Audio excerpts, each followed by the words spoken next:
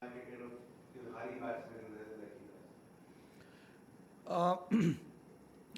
yeah, Shami, we have seen him in these conditions, not just today, but previously as well. I still remember our debut together in Kolkata, where the pitch kind of, I wouldn't say like this, but on day four, on day five was slightly lower and slower, and he knows how to bowl on that pitches.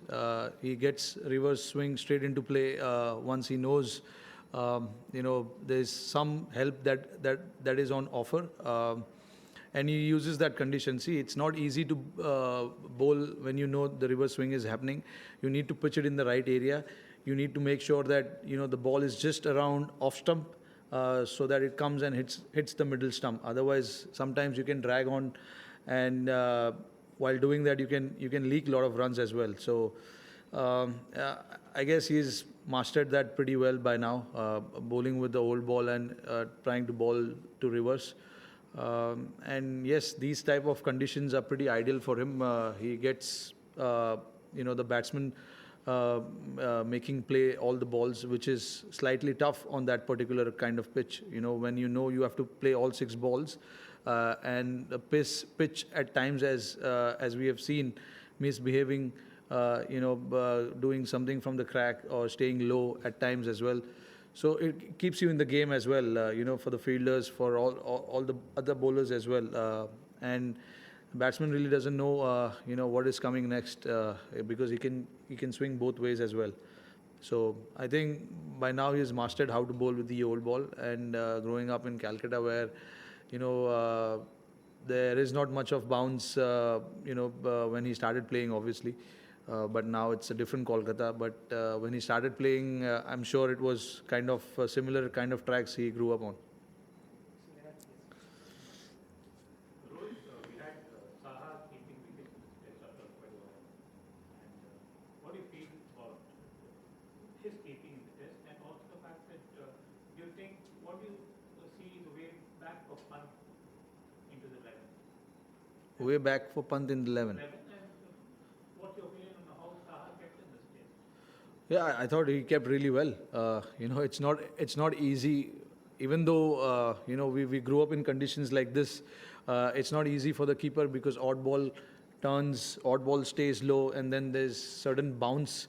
So keeper, as a keeper, I guess I don't know the technicality of it, but you got to be very still when you're trying to keep wickets on pitches like that. And I thought he did a great job. Yeah, even today, when we saw the ball, few balls which didn't carry through him, he put his body behind it to make sure that he doesn't, that the runs are not offered so easily. So we've seen Saha grown as a keeper over the years, and he's continued to getting better day by day. And plus, not to forget those crucial reviews as well, which we took of Philander. So he plays a big part in our lineup for sure. That is probably why he's back in the squad. He missed out because of his unfortunate injury.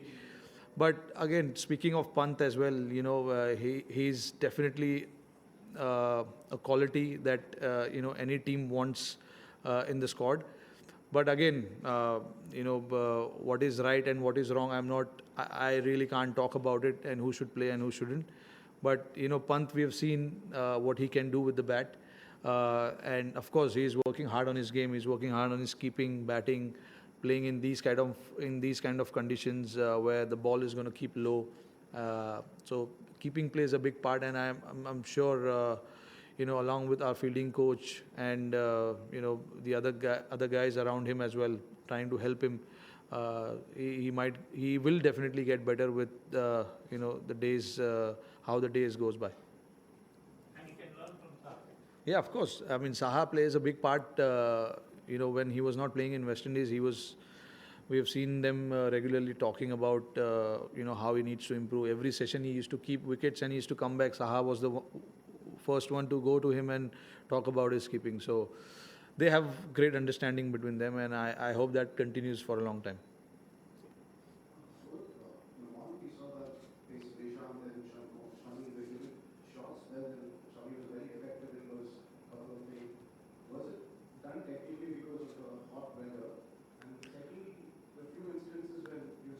wide first slip and the keeper, the ball sort of flew in between. Yeah. And why these two things? The last part of your question, please.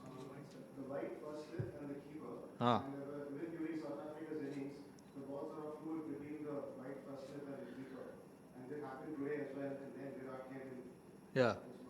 Is it a thought out thing why you want to stand so wide apart?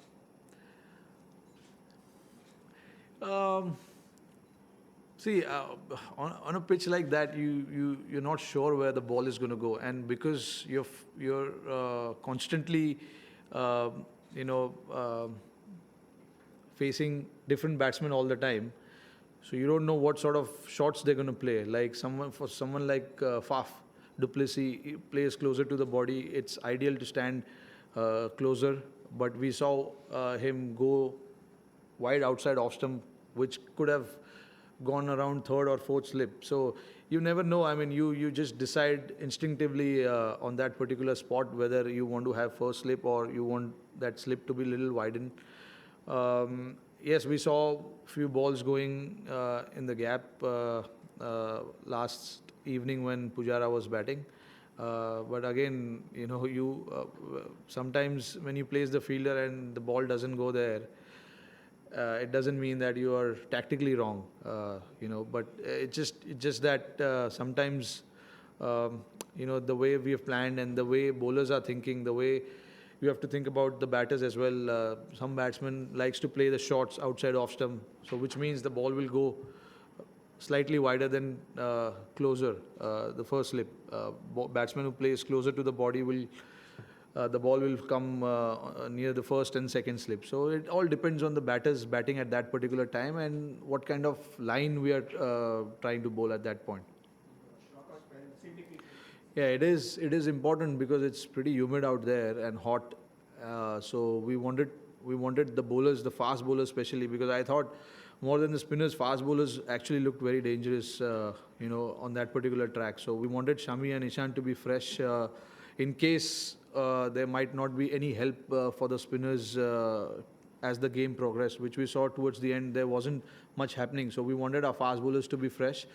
And then we decided that we will try and make them bowl in short spells, whether it's 2 overs or 3 overs, because we wanted them to be fresh. And we all know when Shami is fresh, what he can do, along with some biryani.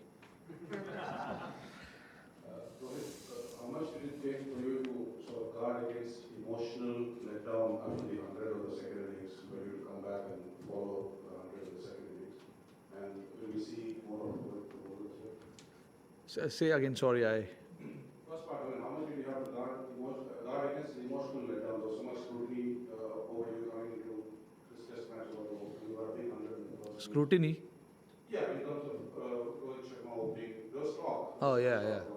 So to get 100 there and then to follow it up with 100 again, how much do you have to guard against an emotional letdown? And also whether we'll see more of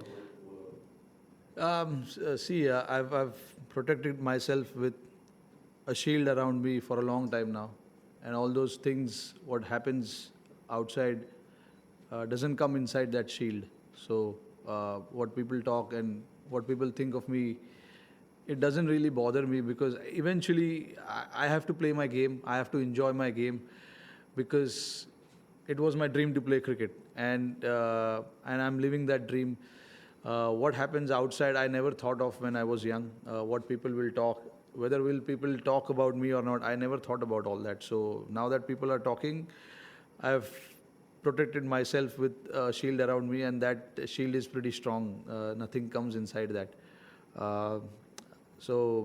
And talking about opening, yes, I knew that at some stage I will open, because that communication between management and myself happened long time ago, that you might have to do it at some stage.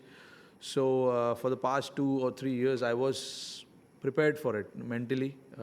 Whenever I was not playing a test match in the nets, I was batting with the new ball, trying to be ready if the opportunity comes. So mentally, I was very much ready.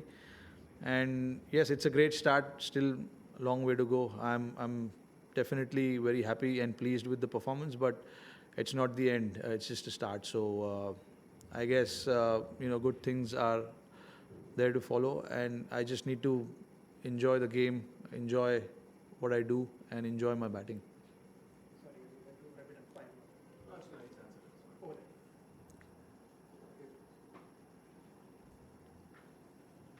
there. Rohit, you have spoken about your innings as a test opener. Does this remain the most special match in the 28 that you have played, considering you've gone through a few records and the sixes one as well? Now, see, all those things are nice to happen along the way, but I've said this many times. I'm not here for records, not into look into records. I just want to enjoy the game. That's all I'll say again and again. I know it might be boring that he keeps talking about the same thing again and again, but that is what it is. Honestly, and I can't say that it's the most special. Of course, your first test match when you play that's the most special test match. So, and I don't know when the last would be, so I can't say anything about it right now. I guess the first test match I played in 2013 was the most special test match so far.